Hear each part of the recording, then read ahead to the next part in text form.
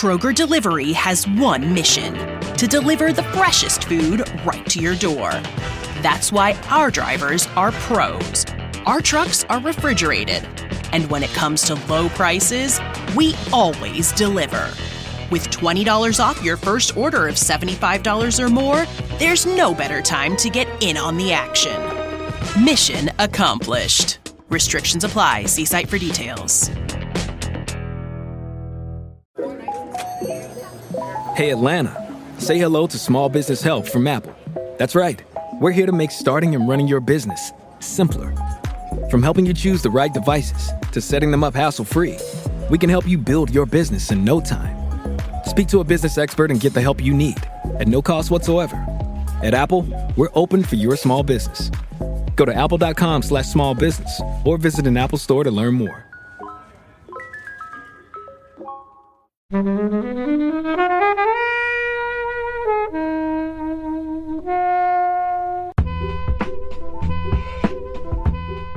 It was one of those 80s films that people just seem to talk about, like Goonies. It's in that sort of category. I was blown away by it. I thought it was a really enjoyable, fun little hour and a half.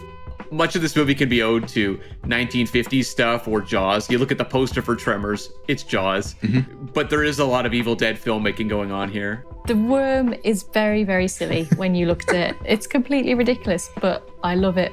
Also, you had that annoying teenager. He's the worst person in any film I've ever seen. Such a twat. He deserved to have been eaten. Yeah, absolutely. I was rooting for him to be killed.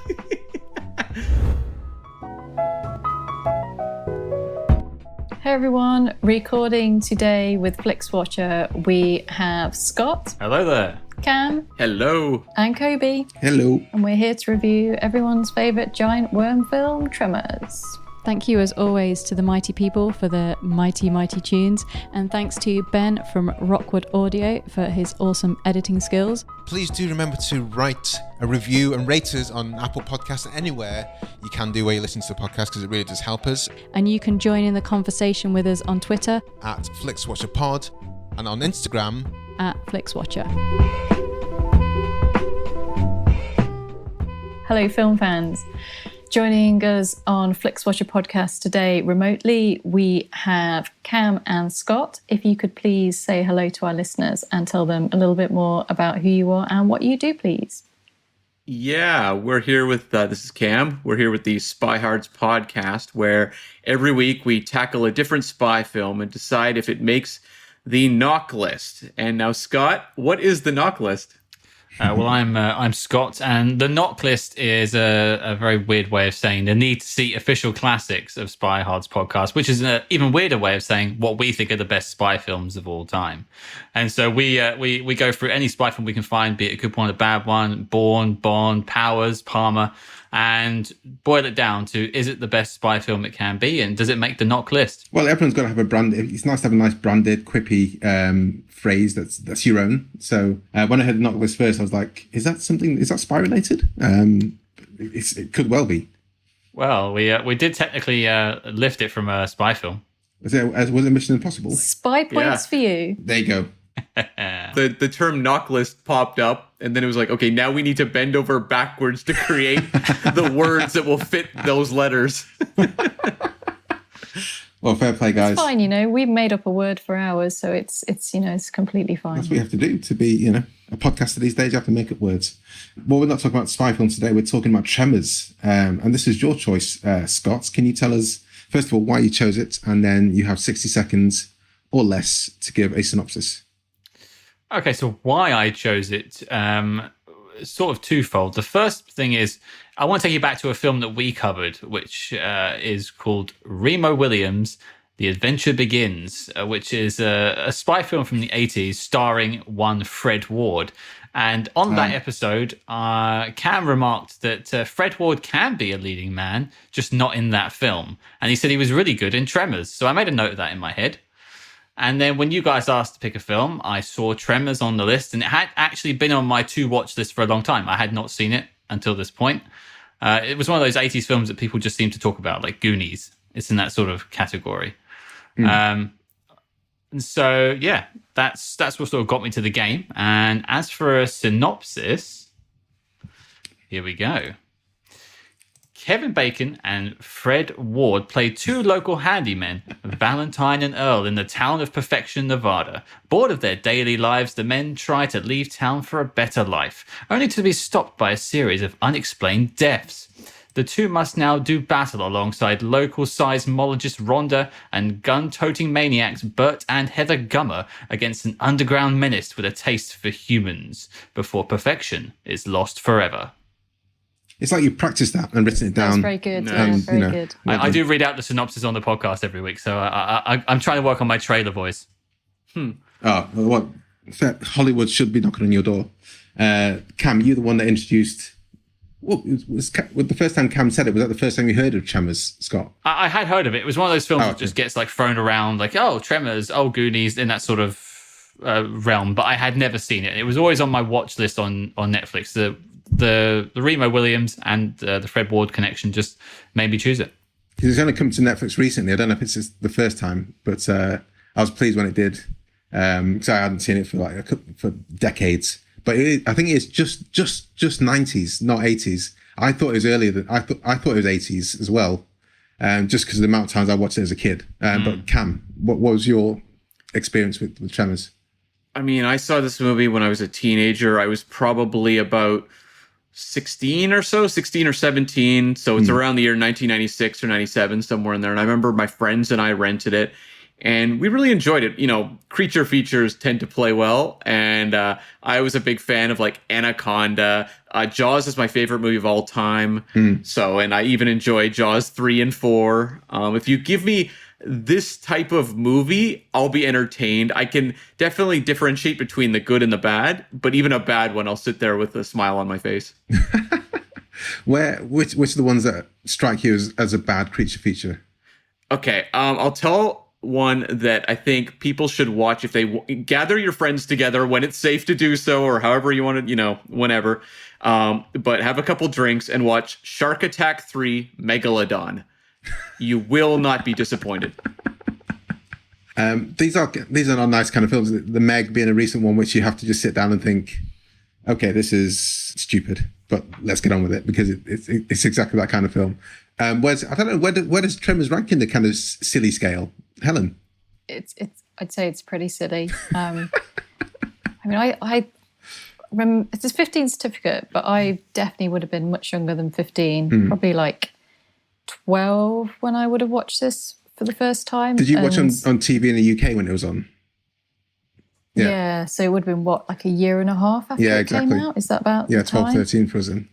And basically the bit where the power drill drills into the worm and kind of like the blood splurts up, and the bit where someone's basically been eaten and just their face remains in the sand where he lifts the hat up, are kind of like the two moments that remain in my memory the most. And it's kind of schlocky but kind of gruesome mix of gore and just plain stupid, and stupidity was exactly what like 12-year-old me loved at that time. So it is pretty ridiculous. Watching it now is sort of a sophisticated eyes. The worm is very, very silly when you look at it. It's very slimy. It's clearly like a worm, like robotic worm. It's completely ridiculous, but I love it for it. And Scott, as a first-time watcher, what did you think? Did you think my friends are all idiots? What is this film? Or could you love it having not loved it as a kid at an inappropriate time as a young person back in the 90s before films were much better made? Well, I will say my friends are all idiots, but I can attest to this. Yeah. But that aside, I was again kind of worried going into this a little bit, because I watched Goonies a couple of years ago after all the hype for the first time, and I didn't like the film. It wasn't for me. It's not very There you go. It's not. Wow. Great. Everyone agrees with me. This is nice and makes a change. So I thought it had the same effect, like it was one of those beloved kids films, that sort of thing. But I was blown away by it. I thought it was a really enjoyable, fun little hour and a half. And talking about the worm, if we were to mention that, I mean, praise to practical effects. It still looks great. I mean, it looks kind of hammy, but great in its own way. If it was CG, it would look awful. Yeah, totally. One thing I liked about the worm, in this rewatch was the first time you see the bit of the worm, you think it's like that kind of arm-sized, and that's what you think the threat is. But then when you realize there's a bigger threat behind that, it becomes like, oh shit. And I'm not sure if I kind of appreciated that, but I thought that was a really cool way to build things up, and that kind of laid into some of the comedy, like, oh, there's Stumpy, there's you again, kind of thing. And so I really enjoyed those aspects of it. And I just remember thinking this was an 80s film. I checked the release date after watching it, and still when watching it, I thought, yeah, this is an 80s film, because of my memory, how I phrased it in my mind. Also, you had that character who would have been played by Corey Feldman, annoying teenager. He's the worst person in any film I've ever seen. Such a twat. He deserved to have been eaten. Yeah, absolutely. I was rooting for him to be killed. more than your convenience store guy. He was amazing. Yeah. And that it's that kind of person that you see in 80s films loads. But the thing that made me think, hold on, this is maybe later, is that girl who was in Jurassic Park. Yeah. On Pogo stickers, like Adriana. Yeah, Richardson. I was like, that's her from Jurassic Park, and she looks not too dissimilar in age. And Jurassic Park came out 92, 93. I was like, okay, I have no idea when this is set, but that's a long way of saying I enjoyed it then, I enjoyed it now, and yeah, I totally agree with the practical effects there, Scott, because if it's done well, practical effects, it still stands the test of time, and I don't think it was that hokey on this rewatch. No, and I think they do a really good job explaining the physiology of these worms. We understand exactly how they operate. It's one of my frustrations, actually. Just the other night, I was watching Quiet Place Part 2. And, I think that movie's very effective at its suspense sequences. But in terms of like monster design and usage in a film, I don't think it's as successful as Tremors, where I completely understand this creature. And you have, the seismologist there to explain exactly how it moves. The ugly, horrible seismologist. Oh, no blonde hair. How revolting. The zinc on her nose, disgusting. Real deal breaker there. But yeah, and so I completely buy into just the physical reality of these creatures, the way I don't when I'm watching a CG blur whip across the screen and grab someone. I agree with that. It's almost like Tremors walked so A Quiet Place could run in some places. But I was going to say, talking of ages, so Fred Ward was 48 in this. I mean, he's a guy who, if you're trying to like age a film and he's in it, it's pretty hard because he's kind of looked like 48 for like the last 20 years. I mean, he's great in it. He's got that kind of gruff, sort of wizened guy to Kevin Bacon's kind of young upstart chump. So they're a great pair on screen. But yeah, 48. I don't know if he looks old or young for that. I just can't work it out. I think I'll be so depressed when I'm like when I reach an age where I'm watching a movie with Fred Ward and he's younger than me. I think that will just be like devastating. Was this the first time you saw Kevin Bacon in film, Helen, Cam? I believe he would have been in Friday the 13th before this, but this is the first Kevin Bacon film I would have seen easily. When was Planes, Trains and Automobiles? Was that after this? That's 87. Oh, so he just had a little bit part in that, but I still remember he's got a very distinctive face, hasn't he, old Bacon? Yeah, he's also in National Lampoon's Animal House. I think I saw that before this. So that's like the early 80s. But his career is a fascinating one to follow, generally. He picks fun films, he picks decent films. Sleepers is one I don't want to watch again. So he picks a range of films, which you think back in the 80s, it was always going to be kind of high jinks, flash dance, this kind of thing. But his career is quite wide-ranging and interesting. Especially when he started doing those EE adverts. I thought that was the setup. Have you seen them, Cam? No, I haven't, no. So it's a mobile phone company here in the UK. Yeah, don't watch them if you want to uphold like a high regard. No, go to YouTube and type in Kevin Bacon EE and enjoy.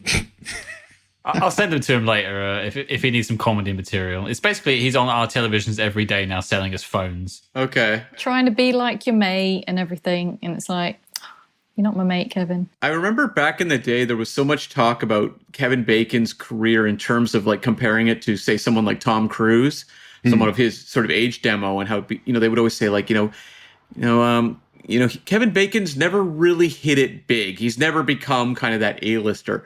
But when you look at the guy's body of work, in some ways it's much more interesting because he was making a movie like Tremors. He would make a flash dance. He would jump kind of all over the place and try all these different things. Yeah, I've got a lot of time for Kevin Bacon.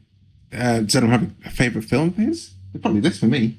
Yeah, it's probably this for me, or the EE adverts again. Oh, even though you've seen it for the first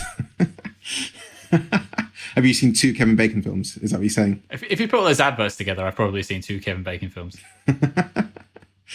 Even a punchline of Guardians of the Galaxy. This is good, but then I'm just having a look. This is probably the one that I've seen him the most in, and probably my favourite. But then A Few Good Men, he's pretty good in that. That's what I was thinking of. Yeah. That's on Netflix now. Crazy Stupid Love as well. He's good in that. Eric Lindhagen. That's such a funny role, actually. So he's very good at doing sort of dry humour, and then he's also got some like serious acting chops on it as well. So he's just very he's just got range, hasn't he? And believability, I think, for me. Well, he's very versatile because I think of also his villain performance in X-Men First Class, and he's so much fun in that movie. So he's definitely the type of, he's basically a character actor who has leading man looks. What about other kind of monster in the house films? You talked about a few there, Cam, at the start. Where do you, Helen and Scott, sit on these kind of features? Mine's gone blank. Throw some at me. Well, Jaws. Anaconda. Yeah. Oh, I love Jaws, yeah. Anaconda less so. I think for me, the monster has got to be kind of good. So I think when you kind of end up with CGI monsters, they're never ever as good as the kind of puppet or the mechanical monsters. So is it so they kind of have to, is it mainly determined on the actual monster itself rather than the kind of the setup and everything for you to make a good one of these? I just think it's more entertaining if the monster is good, because if you're kind of watching it and the monster appears and it's just a massive disappointment, then it's a bit like like if you're going in, if the monster is intentionally meant to be kind of like looking a little bit bad, or obviously with Tremors they've gone in with the fact that, you know, this monster is what it is. They're not trying to like dress it up as being something else other than they've just kind of like smeared loads of slime over it to make it look a little bit slimy, and it is kind of has that feel. Whereas you get more recent ones where they've really, really tried to make the monster look great, but it just looks like shit CGI, and it's a bit like, you should have just tried to make it look shit rather than good. I think, you know, the monster is a big part for me. Would Alien count as one? Yeah, absolutely. I'd say it's probably one of the best ones. It's the most iconic in terms of the monster, apart from maybe Jaws. I mean, maybe Jaws would probably win, actually, out of all of them. I mean, I'm even thinking of some like episodes of X-Files where you have... Yeah, the Monster X-Files are way my favourite as opposed to the Alien Tombs conspiracy episodes of X-Files, for example, they absolutely terrifying, some of those. I remember as a kid, shit scared of those. Because you could believe that, because like his hand, they did so well with making his hands kind of look like stretchy that you were like, yeah, this I'm could going to happen. close up my cat hole. Just like, like just spend the night watching the grates and things, going, I think I can hear some fingers trying to undo some screws. What this one really reminds me a lot of too is the 1950s sci-fi films that came out of the whole atomic era. Yeah. Where it's kind of those nature gone amok kind of films. And I think of movies like Tarantula or Them. Them is the one with the giant ants. This feels to me like it's often trying to evoke these, obviously with the desert setting in those two cases. And it's that same sort of playfulness, but it removes that character who's the scientist that gives really boring exposition throughout the movie, which those movies tended to have in spades. This one, you do have the seismologist, but it's pretty quick and fast-paced and light on its feet. It's more comedic dialogue versus some of those old movies that stop dead to have a guy in a really deep voice just basically give explanation as to what's going on for 12 minutes. I've never watched any of those films. The Blob, The Mist and things like that. Well, they sort of kind of tried to revive them with Eight-Legged Freaks. That was one of the more sort of recent ones, which was kind of a short-lived revival of that type of film. Arachnophobia. Yeah, that's a ton of fun. Oh, I love that one. This film... Same year. This film also reminded me of a later, I think it was a 90s film, Evolution, with David Duchovny, I think. Yeah, that was fun. It's a shame that I'd seen that one first when I was a kid and not this one. I think I'd rather done it the other way around, but hey. Is there anything else, guys, you want to say before we head to the scores? Okay, I have a couple things I'll bring up. One, there's a lot of references, I think, to Evil Dead going on here, where you have the forced POV of the camera chasing after people. That's something that's very much engineered in the Evil Dead series. And so much of this movie can be owed to 1950s stuff or Jaws. You look at the poster for Tremors, it's Jaws. But there is a lot of Evil Dead filmmaking going on here. Just secondly, is this movie bloody enough? Like, would it be more fun if it was more kind of B-movie over-the-top gore, or is it perfectly fine with you guys? I'm just curious where you came down. I'm pretty happy with the level of gore. I like that some deaths are a bit more seen on screen than others, and the bit with the kind of the face in the sand for me is peak. I think it's just about enough and still quite funny to have the right balance. And I do like how the kind of, when the worm kind of expires, it's kind of got that like yellow bile kind of colour coming out of it as opposed to blood. And there's like, when the sheep are killed, there's like intestines and stuff. So I'm happy with the level. I think for me, I wouldn't have watched it so much as a kid if it was gorier. I'm a bit of a scaredy cat in that way. So I think that was the right level of like fun and gore to it. Having said that, I watched RoboCop many times as a kid, so I can't speak. I think my favourite death actually is that first one where you see the guy at the pylon. Maybe as an adult, maybe as a kid I would have thought that's a bit shit, but as an adult, just the fear that this guy has, that he stayed up there for 4 days and dehydrated. That's really really tense, I think. Well, that might bring us on to a fun little topic. But what was your favourite kill? So we've got yours, Kobe, by the sounds of it. Yeah, let's go for that one. I think I'll chuck in. My favourite is, I think is it like a doctor and his wife? And he gets swallowed first and then she gets swallowed in the car. Because I think as kids, maybe this just is a UK thing, but we all seem to have an irrational fear of quicksand. Yeah. I don't know why. I've never encountered quicksand, but I was very scared of it as a child. So seeing this full-grown man get pulled into the sand was quite terrifying.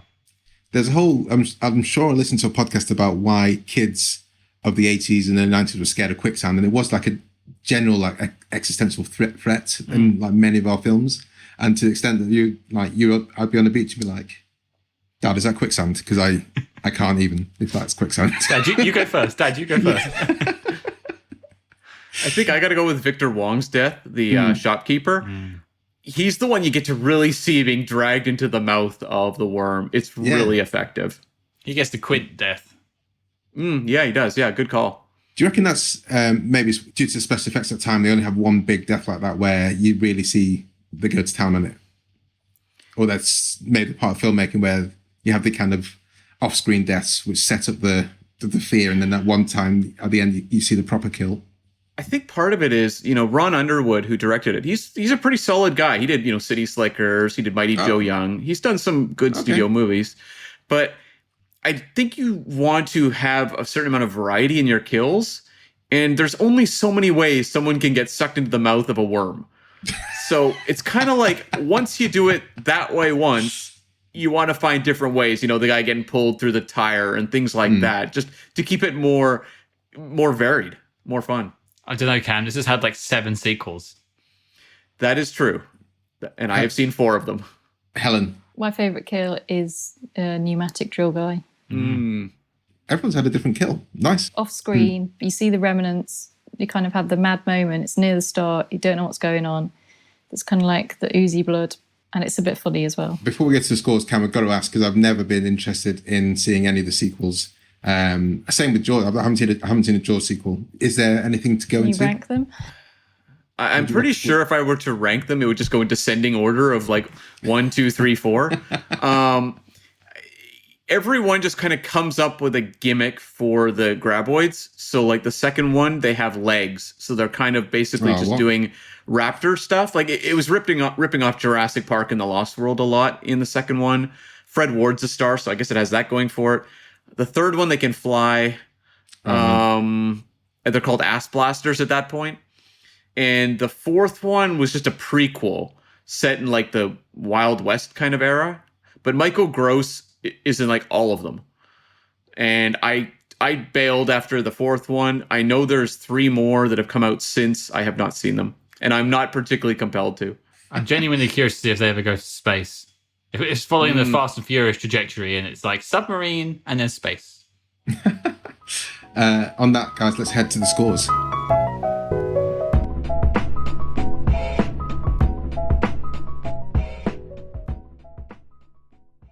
I'm Sam Clements, host of the 90 Minutes or Less Film Festival, another podcast in the Stripped Media family, a podcast that celebrates movies under 90 minutes long. Each episode, I'm joined by a special guest who selects a movie to join our prestigious lineup. Past guests have come from the worlds of film, television, music, food, comedy, and podcasting. Search for us now on the app you're currently listening to this podcast, or join us at 90minfilmfest.com.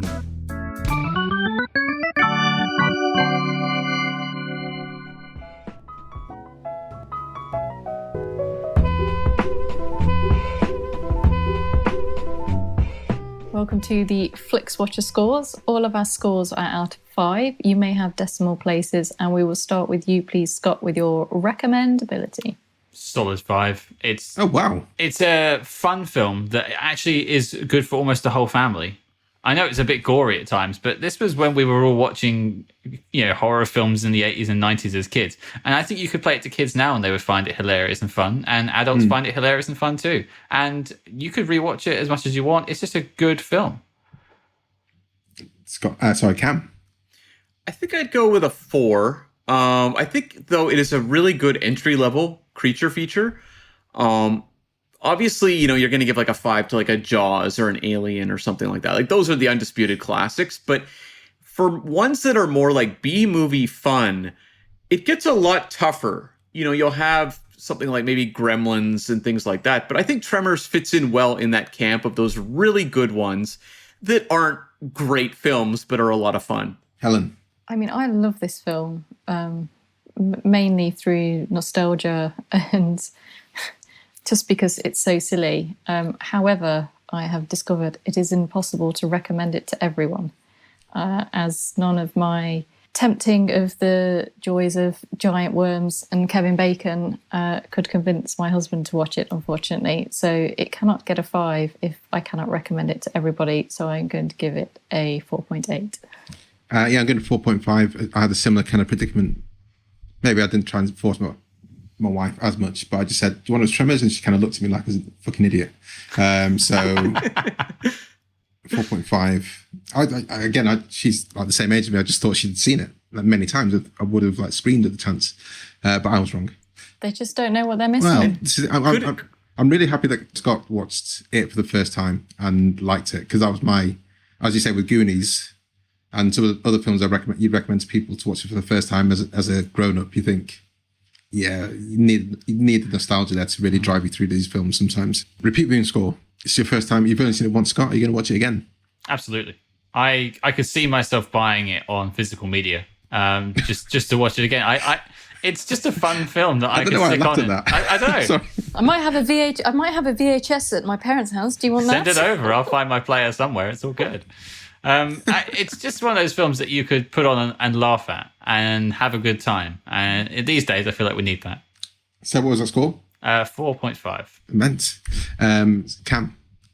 For me, this one is probably a 3.5. Like, it's not one of the all-time rewatchable creature features for me, but it's one that this was the first time I'd seen it since I was a teenager, and I really enjoyed watching it again. But it's not one that I'll be, tuning into in a year. Like, I will probably have watched, Jaws 3 a couple more times before I get back to that. And that really has nothing to do with quality. So please don't hold that against me. It just is more my taste in creature feature. Helen?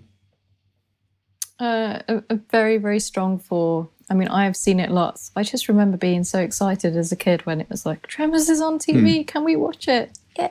So yeah, 4. I'm going for 3 simply because I haven't watched it for at least 2 decades, and I will watch it again. And I was delighted that it's still fun. And like you say, when I looked at the Radio Times or the equivalent of TV Guide or whatever you have in Canada, when I saw it was on there, it's always circled. dog-eared page, and it would be definitely one I'd be watching that Saturday or whatever night it was on TV. So yeah, what did I say? 3? Small screen score.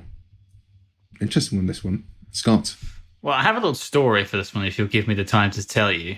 Sure. So at the time of recording of this, the UK is going for a slight heat wave. We're all melting currently whilst watching each other on screen currently. And so basically I have a dog and we were watching it in our front room. I say we, he was also watching it apparently in this story. And we were melting. And so I wanted to get him out of the heat. So I took him into the air conditioning room, which is the bedroom, but I have no TV in there. And so I had to finish the film on my phone. So the last 30 minutes of this I actually watched on my phone. And I wouldn't recommend it. So I would give it a 3. I think this actually would do better on a bigger screen. Fair enough. Cam? I'm going to give this one a 4 for the home screen. I actually think this movie wasn't a real financial success at the box office. Was it not? No, there's a reason all the sequels were straight to video. Okay. So just because they're shit. I think this is a movie that very much its a legacy and its cult popularity comes from the fact it was very easily digestible at home. It's one people were watching at sleepovers and parties and things like that. It feels like the kind of thing you'd be handing a VHS or a DVD to, or I guess now a Blu-ray or 4K disc, just to kind of be like, have you seen this movie? You got to check it out. I don't think it's one you necessarily need to see in theaters to understand why it's so much fun.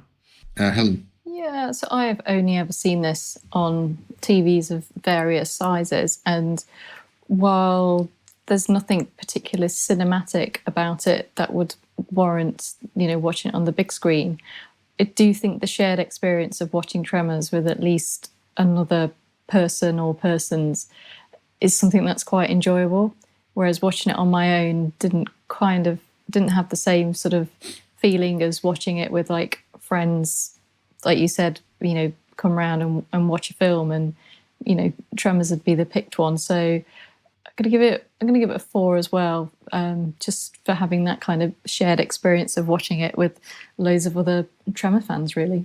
Yeah, I'm gonna go for maybe even a bit higher.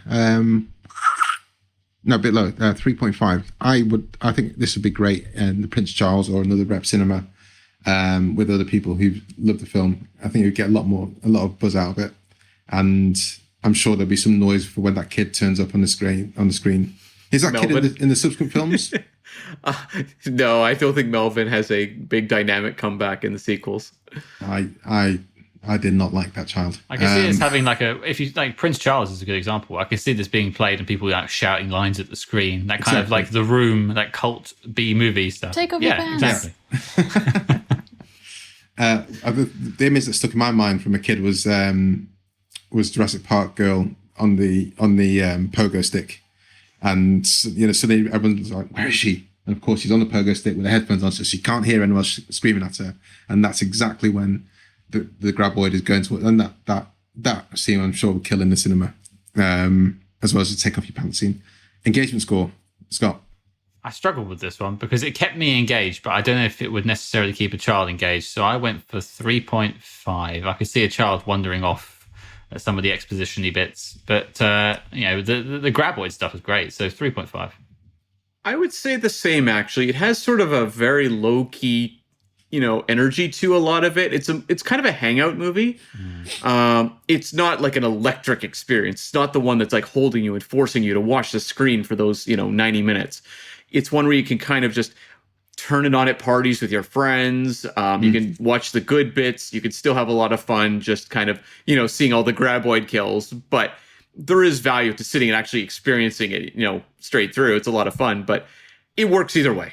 So 3.5. Helen. Yeah, I'm going to say the same as well, 3.5. It's kind of easy on the brain, this film. You don't really need to be focused. Even if you kind of miss a bit, you can kind of work out what's happened or is going to happen. So you zone in for like the fun bits, and then for the other bits, you can be like, yeah, it's all right. I just nip to the toilet while the down low bit is, and not much worm action's happening there. So yeah, 3.5. I'm going to touch hard on you guys with 3.9. I think a couple of bits I liked in this was the kind of setup of the exposition and how they couldn't get out of the valley, for example.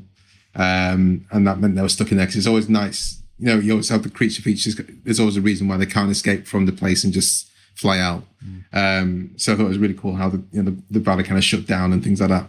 That's part of the exposition. And I was also I knew exactly what was going to happen with the ugly, horrible, disgusting seismologist. Of course, Kevin Bacon's going to fall in love with her at the end because actually she's very attractive. But it's things like that kind of kept me, that underswallowed the story going. Apparently that was a reshoot. What, the kiss or the... The kiss, yeah. Okay. It ended as just him sort of like looking at Fred Ward and being like, and then the credits, basically. Which actually sort of suits the Kevin Bacon character in the film. But then they decided to reshoot the kiss and put that in. Is that because of a focus group? You know what this film needs? Romance. Yeah. Well, there's no character arcs in the entire film, so they were like, we've got to have something. And that's something for the ladies. That's his growth, is it? He's gone from not wanting just blonde women to wanting women with other colour hair. Is that his growth? Yeah, more or less. Okay, the overall score is 3.88750. Yeah, that's decent. I like that.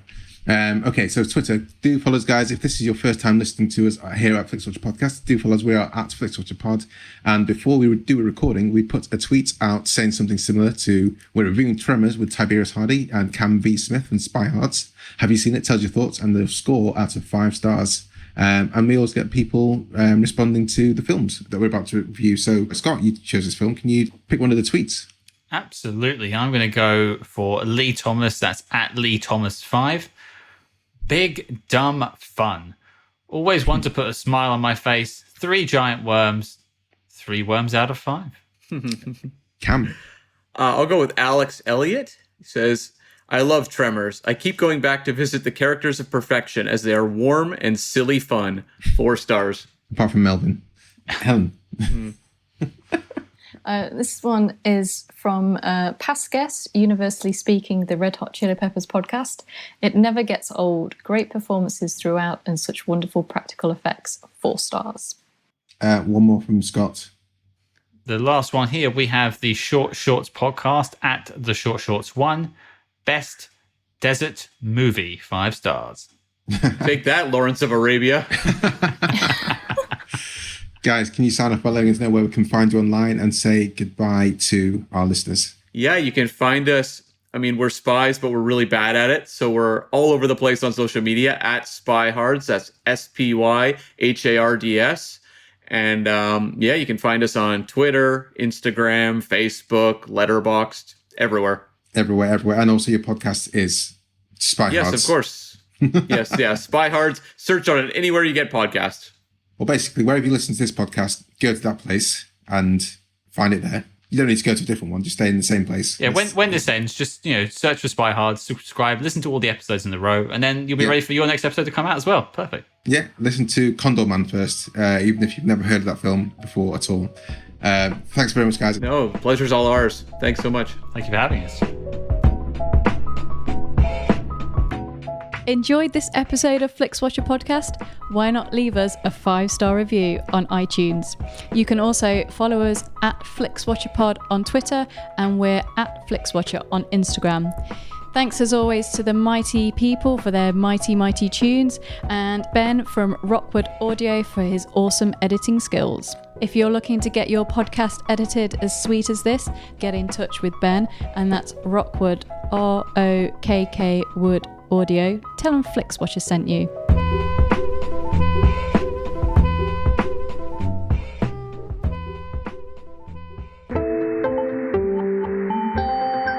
You just heard a Stripped Media production.